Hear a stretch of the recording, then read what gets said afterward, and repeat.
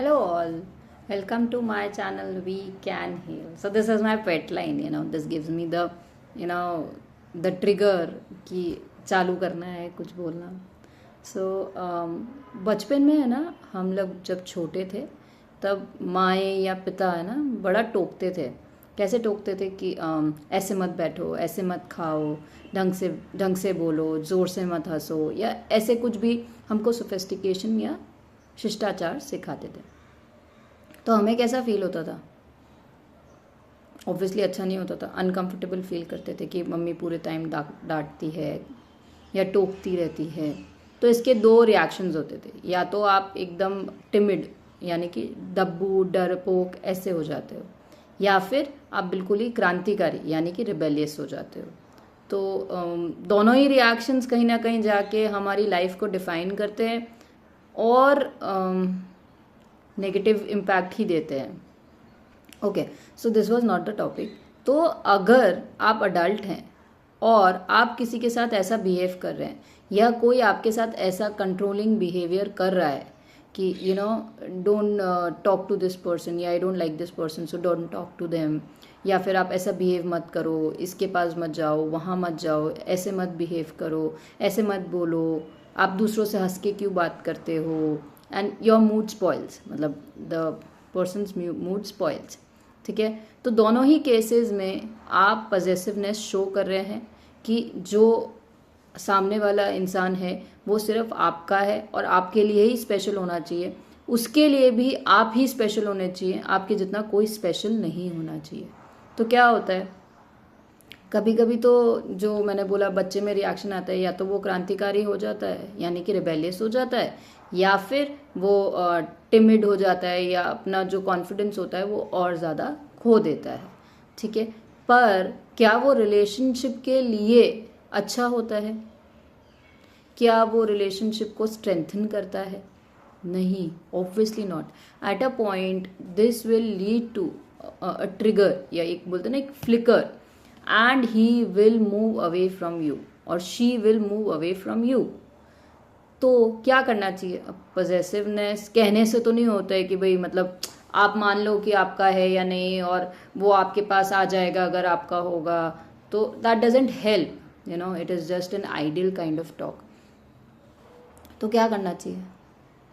मतलब मैं इस फीलिंग से गो थ्रू कई बार हुई हूँ अपने टीनेज में, when I made friends, new friends, okay, and my old friends and these new friends got along better than better with each other than मी.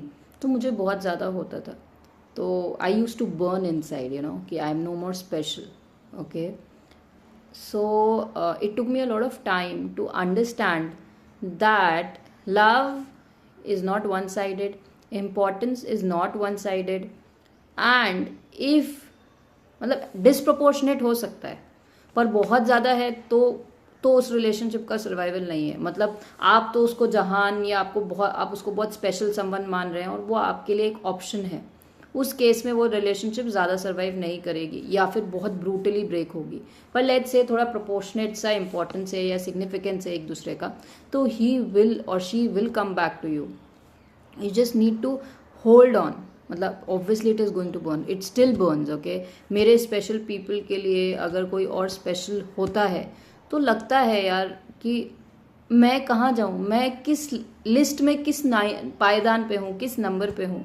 क्योंकि हमने शायद उसको फर्स्ट या सेकंड पे रख रखा है पर उसने शायद फर्स्ट या सेकंड नहीं रखा है.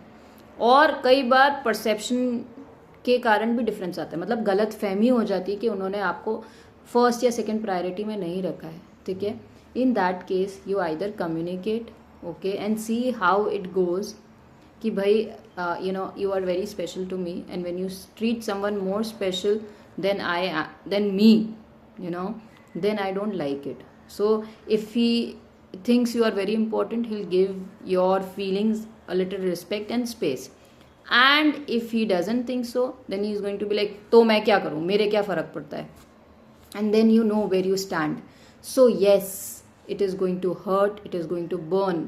Okay, and when you know you're no more important or you are not at all important, please back out before it creates a mountain of I don't know, damages or scars or wounds. Okay, I know it is going to be hurtful कि मेरे को एक तो इंसान मिला या पहला इंसान मिला, उसने मुझे इतनी इंपॉर्टेंस दी और वही मुझे छोड़ के चला गया, तो या मैं उसके बिना सर्वाइव नहीं कर पाई, तो my dear, I am telling you just to hold on, okay, distance yourself before you get any more hurt.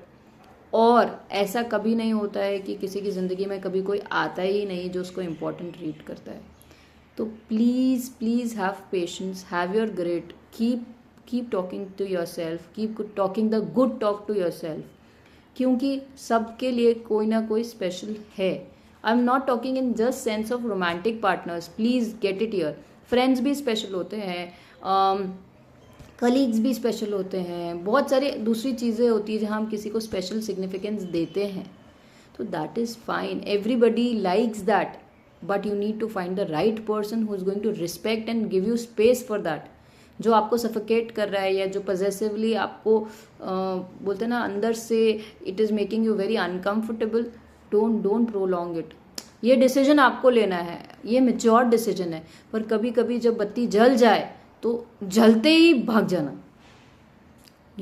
भाग जाना. You don't have to figuratively walk, but you need to understand कि yes, this is going to hurt much more if I continue. So I need to move away from my mental peace and my own self-esteem and respect. Okay, so possessiveness, yes, it's a necessary, or it's a unwanted kind of prick, but yes, it exists, and the only way to deal with it is through calm and composure, to actually find out who you are and who you are not, to find your own worth. So take care, please heal.